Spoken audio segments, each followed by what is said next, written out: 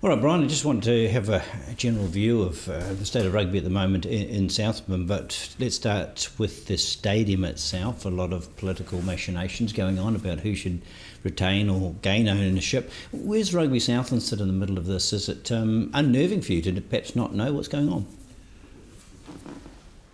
Well, Tom, I guess it is a little bit. We're sort of in the middle of this because it's owned by Outdoor Stadium Trust. We have an arrangement with Outdoor Stadium Trust where we actually manage the field and maintain the grounds as part of the agreement.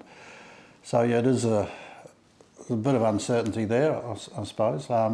We feel that the best fit for everybody would be that the City Council own it like most other grounds in New Zealand.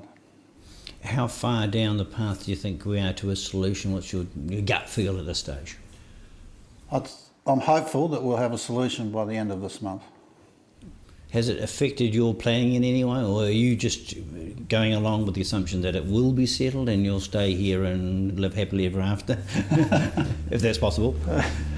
I'm pretty confident that there will be a solution, and we're continuing our planning for the year, working through, looking at our games, our community rugby. We have a super game coming up, so we're going ahead planning for all that. Is there a push to put more events on here, more rugby perhaps on here, because we only have occasional club rugby here these days, in order to perhaps better utilise the park? Is that a direction we might see? It may be. We offer it now to the clubs. Most of the clubs, while they can play on their own grounds, prefer to do that because it's around their club. So their home games, they actually prefer to play at home. Rugby Park and Les George is utilised when they can't really play on their own grounds. And I suppose other codes are quite small here, league and football and soccer. They don't have huge followings, so I suppose they're not going to be regular renters either, are they? Not really. We work very closely with them, and we make the park available when we can for football and for rugby league, and we have a good relationship with both those organisations. Do you get many inquiries from other events wanting to use the ground, performance or fundraising? We've had some. We obviously have the Relay for Life here. We have the kids' triathlon. We've had a women's triathlon group. We've had kids running. We've had the Tough Kids with Sports Southland. So we do have other groups wanting to use the facility. Outdoor Stadium Trust and Rugby Southland probably don't promote the facility because we're not really an events management organisation. We don't really have the staff to do that.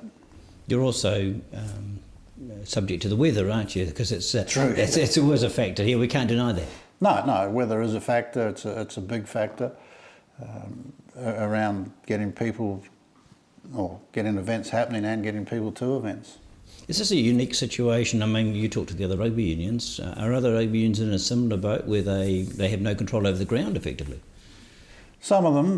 Most of the rugby unions have a lease arrangement with the councils. The councils own and maintain the grounds. The rugby unions are a tenant, I suppose you'd say, in the grounds, and they have a very good working relationship with the council. They're the major tenants, I suppose you'd say, or the anchor tenant. And they fit other events around the rugby season. Well, let's talk about some of the financial structures around running rugby in Southland. Obviously, let's start with sponsors. They're perhaps one of the primary income sources. Have they been a bit nervous about the situation, or you had any trouble encouraging them with an uncertainty? The uncertainty's probably had a little bit of an impact on that. Not a huge impact. I think most people think that it will be resolved eventually. But it has hit us a little bit because there's that uncertainty. Well, if I put money into Rugby Southland, they're still going to be here. So there's that side of it. But we're pretty confident we will be, and I think most people are because of the tradition and etc. around Rugby Southland. So I don't think there's a major issue from that point of view, but it does certainly have a bit of an impact. And what sort of percentage of your entire financial makeup is the sponsorship? How important is it in the model? It's quite important from a commercial point of view. We have direct income through sponsorship, and we also have income in kind. So sponsors provide services for us So, that all adds up. It's probably close to 30% of our income. And what about gate takings? How important are gate takings? I understand that there's a perception that it's a huge, but it's, in the scheme of things, it's not massive. No, it's not. We count on 5 home games, and that's probably equates to about 4% of our income. So it's not huge. It's good to get people here because you get the involvement and the atmosphere, and it does help, but it's not a massive part of our income. So where else do you get your assistance from? Because it's about, 35-40%, the other 60? Well, the other 60% comes from our grants, really. Rugby Union, New Zealand Rugby Union provide big grants, and the grants around community rugby, ITM Cup. We have KPI grants for meeting certain standards. We also rely fairly heavily, and this is probably one of the risks, I guess, of a union like ours, is the ILT Foundation and the Community Trust. And they make up that fair portion of our income. It's good to hear about the rugby union because we declare some good income these days and profits and things. But they do share it. Is it an even share between the provinces, or is it, per head? How do they work out what you're entitled to? Well, some of it's per head, so it's based on your registrations, right? And that's your registrations across the board, your players, your administrators, your coaches, etc. So it is related. Some of the community funding is related to that. So the numbers of people you have. So there's a certain percentage of income comes to you that way. So as one of the smaller unions, we probably get a little bit less than the bigger guys around that.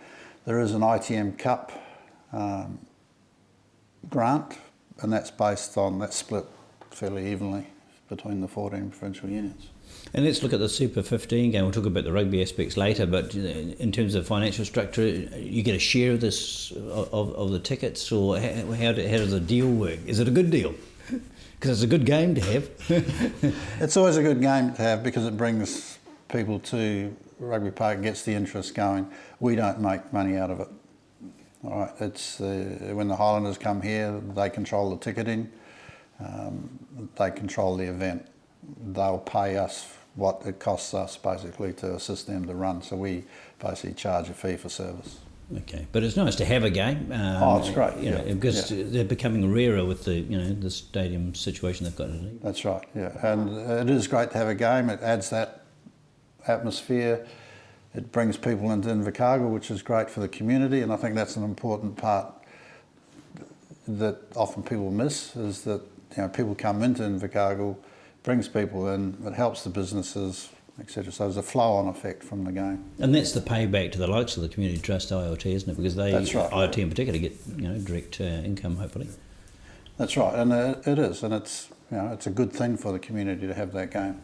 Let's talk about the structure here. I know that it's a big sport in Southland. There's a lot to organise, but you don't have a cast of thousands here, do you? As it may be the perception. Just give us a brief overview about how you do divide the work up. Well, we have probably 3 divisions. We have our community rugby area, and we have 3 people or 4 people pretty much work in that. We have our marketing and commercial and administration side, and they work obviously working with our sponsors and our funders and attracting income streams. And we have our high performance side, or a coaching development side. So overall, we've got about 14 staff in those 3 areas. Our high performance side looks after the academy, the development, the coaches, and obviously the stags. And the high performance development academy, typically how many sort of players would be involved in the academy setup?